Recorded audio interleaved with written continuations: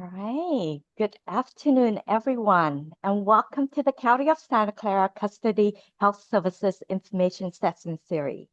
We're excited to be back with another info session highlighting the post-offer journey and what candidate can expect after accepting a job offer.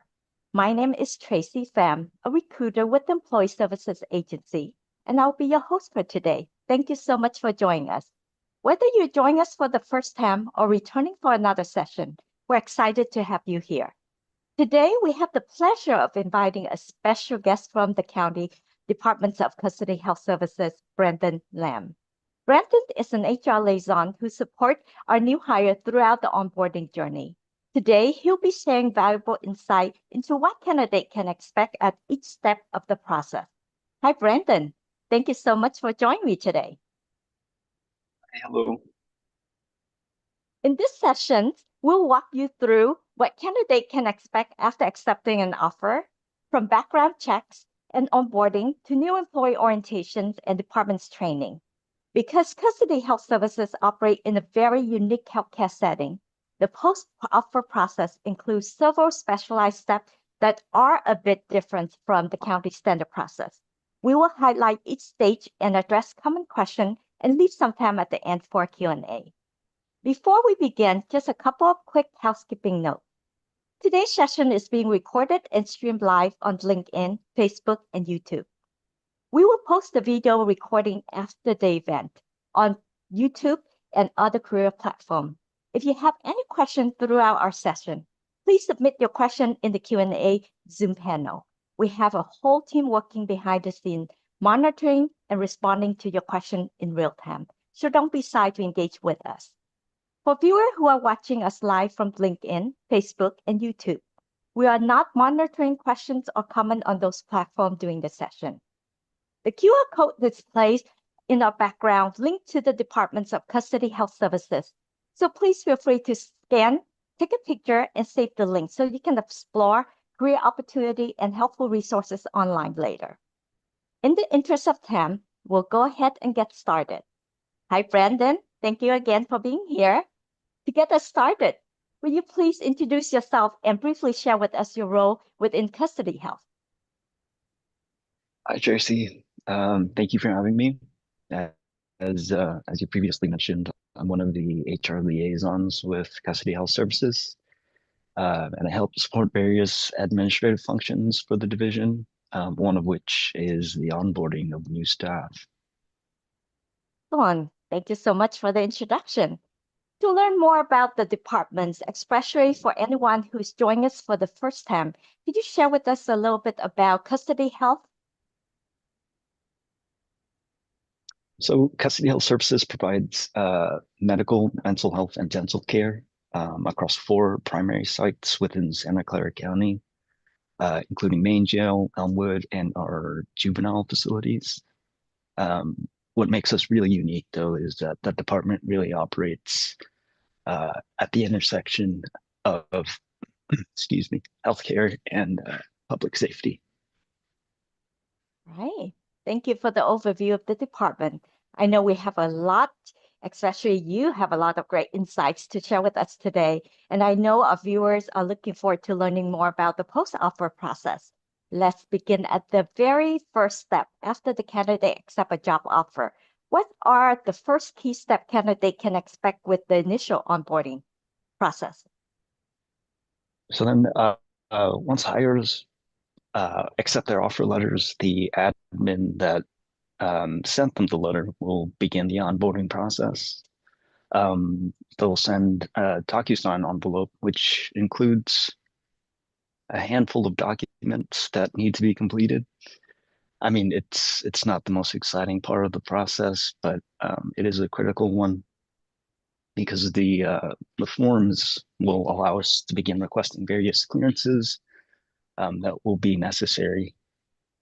2 of the most prominent ones being security and medical clearances, but included in that packet is also things like disclosure of outside employment activities and emergency contact information. Thank you. That's very helpful to know. Building on that, can you walk us through what is the flow? When can candidate expect to complete the required paperwork, such as security clearance and health screening? So again, most of the documents will correlate with a different access that's being requested. So that there are a lot of components that are being initiated and processed at the same time. It's important that the envelope is completed as soon as possible when it's been received. This will really allow our team to begin submitting the various forms to the different county departments involved in the process, which ensures that the onboarding proceeds smoothly. A particular note during this step of the onboarding process is making a live scan appointment. Live scan is essentially a fingerprinting appointment and is a requirement for the background check. So any delays in making an appointment will have a cascading effects, which can affect the start date of hires. Um, for this critical part of the process, instructions are provided in a DocuSign envelope. So we advise hires to read and follow the instructions carefully since this background check portion, is an aspect that's handled by the sheriff's office. As for medical clearance, once onboarding documents have been completed, an appointment is made with in the Employee Health Services Department, and then we'll follow up with more details. But generally, what can be expected is a review of medical health records and making sure things like vaccinations are up to date.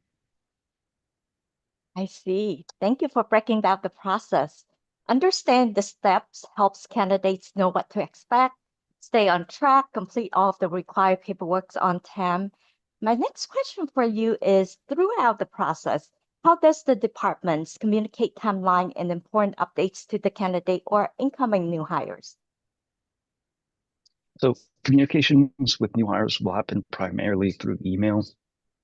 Um, there will be a member of the admin team walking hires through the onboarding process, and they'll be available during business hours should there be any questions.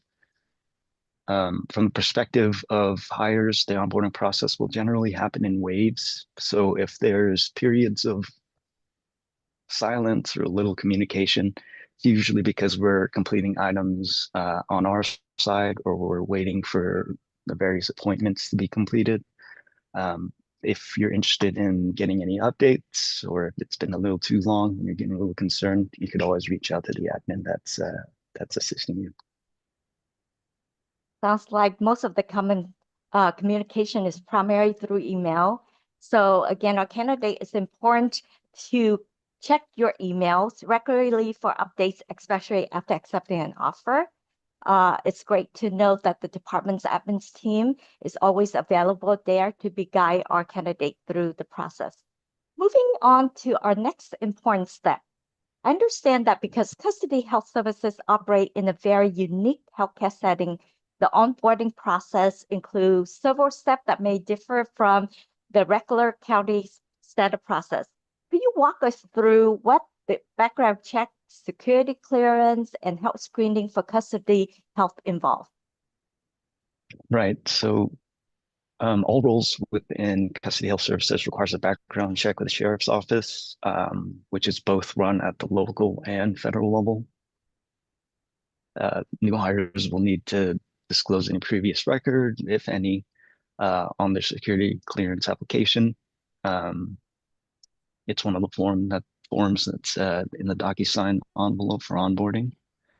Having a record will not automatically bar applicants from receiving clearance, but it can impact the decision made by the sheriff's office.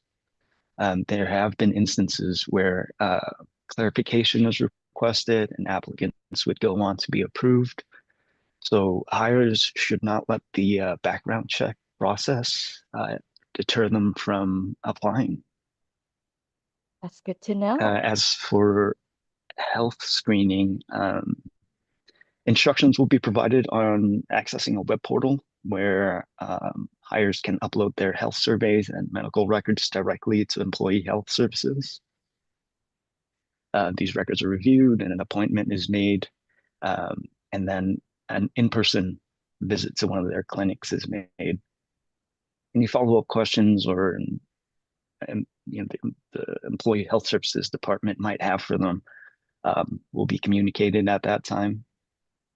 But similar to how background screening is overseen by the sheriff's office, this part of the process is handled by employee health services. So our role in this is to be more of the liaison.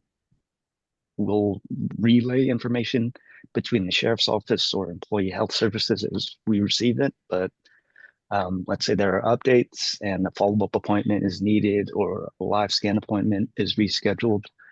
We ask hires to let us know because the other departments will be contacting them directly in some cases.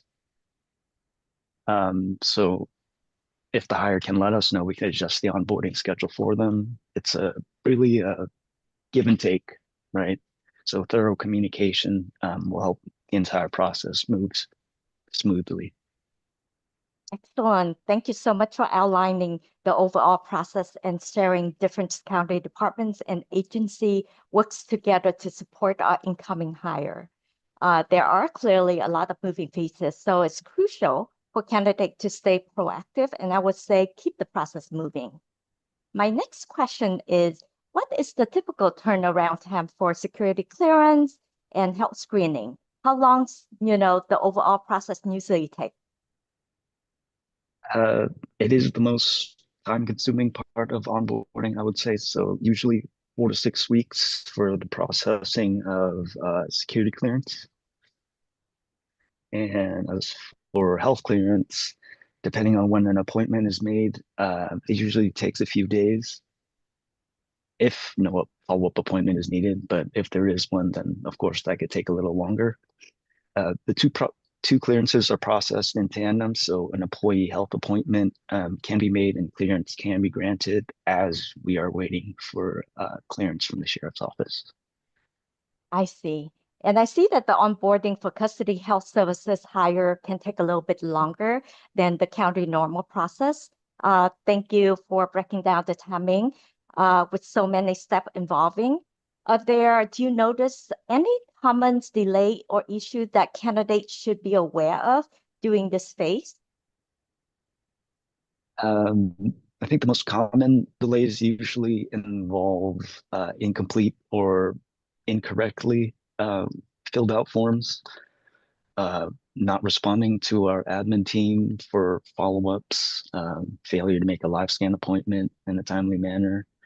Again, these will have a cascading effect. So the next onboarding steps will need to be pushed out further until the sequence is essentially followed, right? So the later onboarding steps are delayed because the initial ones are prerequisites to those. So any outstanding items will affect the entire timeline. I see, for sure. Thank you. That's very helpful to know. How about for clinical roles? Are there any additional or unique background review step that candidates should be aware of? Yes, clinical staff that have licenses, such as nurses, um, have their licenses verified as part of the onboarding process. We work closely with teams from the wider hospital system to hospital system, excuse me, to verify and track that licenses are up to date. Any initiation of the verification step is incorporated into the DocuSign envelope that is sent to hires. So once the envelope is completed, no further action is needed on the part of the hire. It's only, of course, if a license is expired, or if there's something of note tied to the license, in which case onboarding will be paused until clarification is received. Thank you for sharing the license verification step for a clinical nurse.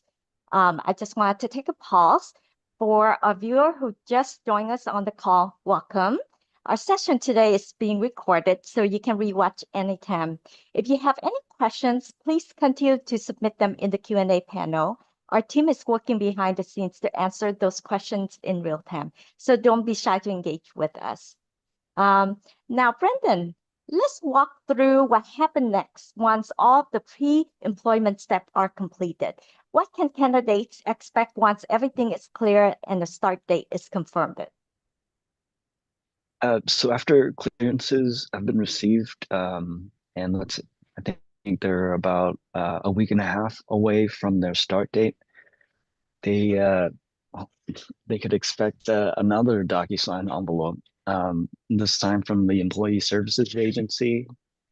This packet will be documents for the selection of things related to benefits and should also be completed as soon as possible. Um, Around this time, instructions on how to pick up both their county ID badge and security clearance badge will be provided, and appointments will need to be made for both. Both badges need to be picked up locally, and then that first week or the week prior to their first day, hires will receive their orientation schedule, which provides them instructions on where to go for their first week. Excellent. Sounds like a lot of email communications and update. So thank you for outlining those final post-offer steps. It's important for our hires to pay close attention to this last step before the big day, especially with the benefits enrollments information, when to pick up badges, and reporting instruction for the first day of new hire orientation. Our new employee orientation is an exciting milestone. It's where a new hire officially begins their journey as a county employee. So speaking of orientation, how often there are new employee orientation and department's orientation schedule? What can new hire expect on their first day and second day? New hire orientations happen every 2 weeks and align with the beginning of every pay period. The start date for every new hire will always be at the beginning of a pay period. So this is why it's so important that documents are submitted in a timely manner. If there are delays and start dates need to be pushed, they need to be pushed out at least 2 weeks until the beginning of the next pay period. But anyways, back to orientation, new hires will get an introduction to the county and orientation to the hospital system their first day. And the second day, they will have CHS specific orientation. And from the third day onwards, it's shadowing and various trainings based on the hire and the role they're being hired into. I see. Thank you for walking us through the first 2 days of orientations, the most two important day. I learned that Custody Health has a very well-structured training program to provide ongoing support to our new hire, especially in the new work environment. How long is the department's training usually last? It will heavily depend on the role that a hire will be assuming, but it could also vary if they're a current county employee or not. For example, if a hire to Custody Health Services is from the county's hospital system, right? They won't need to attend the first stage training, but they will still need to attend the CHS specific orientation. The training schedules are developed by our staff developers for each hire, so they can vary in length. But details are provided ahead of time, so all hires can know what to expect prior to their start date, where they'll need to go, since trainings could actually be held at different locations. I see. Thank you for the clarifications. It's very helpful to know that orientation and training can vary by role, especially with custody health services. Thank you for sharing all of the great insight into the post-offer process. We have touched on so many great topics today, and I believe it's about time for our Q&A segment. Let's take a look at what's coming in from our audience. I see a lot of questions coming in. Thank you everyone who submitted your question in the chat. Here's a great one. Who is the primary point of contact for onboarding or background questions? So the admin that sends hires their offer letter will also be the one onboarding them. Um, they will be the primary point of contact for any onboarding related questions, but copied on those emails is also an admin email address. So it'll connect hires to the wider administration team, just in case the hires assigned admin is not available. I see. Thank you for sharing that. I know that there's a difference for onboarding and orientations for clinical versus non-clinical staff. Can you share with us a little bit about the difference with the onboarding for clinical and non-clinical staff? Uh, there is a difference. The main one being whether or not there's a license to verify, but orientation will generally follow a similar schedule and color and cover similar topics. Exact training schedules and materials are determined by the staff developers and can vary between staff, but again, are based on the roles hires will be assigned. I see. Thank you. Let me see if there's any more questions coming in for us. That's all the questions. Brendan, before we wrap up, are there anything additional insight you would like to share with our audience today? I guess just a quick closing statement. Uh, so onboarding is one of the many things that our admin team works on. So once hires have settled into their roles, they can still expect continued support from us. We are here to help make sure that staff have what they need to succeed. I see. Thank you for sharing that. It's great to know that departments continue to support new hires on their new journey and along the way. I want to extend my appreciation and thank you so much for taking your time to walk us through all of the steps for the post-offer process with Custody Health. Specifically, we truly appreciate your valuable insight and your expertise and all the helpful information you have shared with us today. Thank you, everyone, who's tuning in today.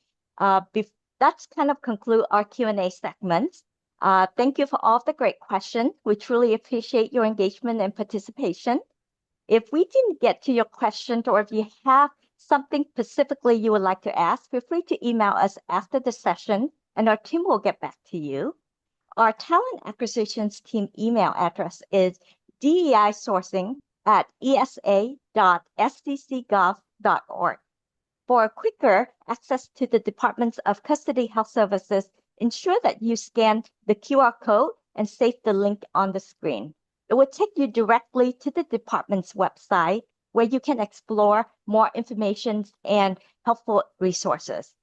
To explore all the county's job opportunity, please visit our career portal at www.sccjobs.org. And if the role you're looking for today isn't posted, be sure to sign up for a job interest notification so you will receive alert when new opportunities are posted. We hope the sessions today provide valuable insight into the post-offer process with Custody Health Services and give you a clearer picture of what the journey can look like.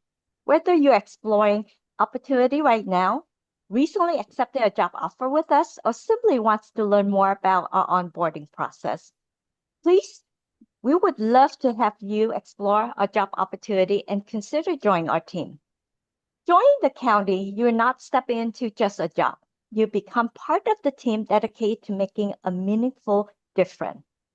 The county offers a very comprehensive first-class benefits package, including zero premium healthcare plan.